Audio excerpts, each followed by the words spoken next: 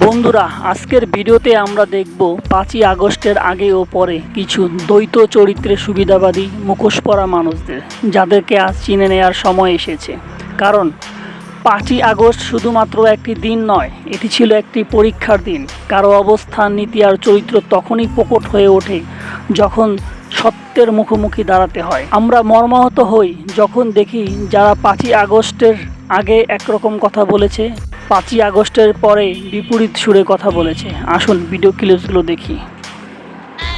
শয়তানও এত সুদ খাইতে পারে নাই যত সুদ খেয়েছে ইউনূস নামের এই বেয়াদব। আর 5ই আগস্টের পর এই হুজুর কি বলে শুনুন। আল্লাহ তোরে আরো বরকত দেখতে ইউনূস ভাই। ও কাকা, আল্লাহ তোরে বরকত দেখ। আমার কাকা কিন্তু অ্যাট্রাকটিভ একজন মানুষ, তিনি গেলেই মানুষকে এমন ভাবে সম্বোধন করেন আপনি তার ভক্ত নামে। আর এই হুজুরের এই দ্বৈত আচরণের জন্য তার উপর ক্ষিপ্ত হয়ে চরমনাই হুজুর ও তাহেরি হুজুর কি বললে শুনুন। ওরে বাবা, ওরে সিটার।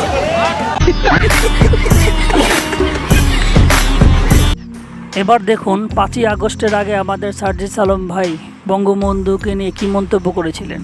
আমার বঙ্গবন্ধু আমাকে শেখায় ন্যায্যতা, ধর্মনিরপেক্ষতা, আপোষহীনতা আর সাহসিকতা। আমি জানি আমি কাকে সম্মান জানিয়েছি, আমি জানি কাকে কতটুকু সম্মান জানাতে হয়। তিনি কোনো সাধারণ মানুষ নন, তিনি একটি জাতিকে মুক্তিদাতা, এক মহান বীর।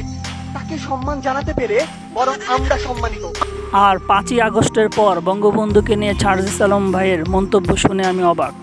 ওই শেখ মুজিবুর রহমান 1971-এর পরে এই বাংলাদেশের অস্তিত্ব, এই বাংলাদেশের যে সার্বভৌমত্ব, সেটি নষ্ট করে দিয়েছিল। সার্জিস আলম ভাইয়ের এই কথাগুলো শুনে আমার সরল মনে একটা প্রশ্ন, ভাই আমরা কোনটা বিশ্বাস করব? আপনার অবস্থান 5ই আগস্টের আগে না 5ই আগস্টের পরে?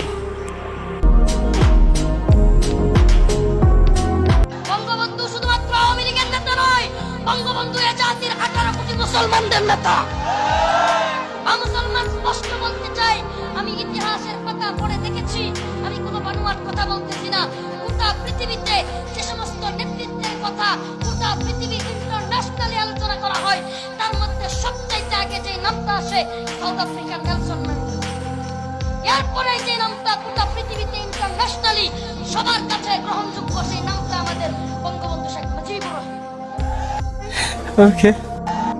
এবার দেখুন 5ই আগস্টের পরে পিচ্চি হুজুরের অবস্থান। জাতির পিতা ইব্রাহিম, শেখ মুজিব ঘোড়ার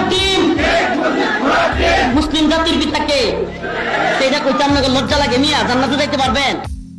এখন ওনার জান্নাতের কথা মনে পড়েছে, কিন্তু 5ই আগস্টের আগে জান্নাতের কথা মনে ছিল না, যখন চাটুকারিতা ভালোই করেছিল।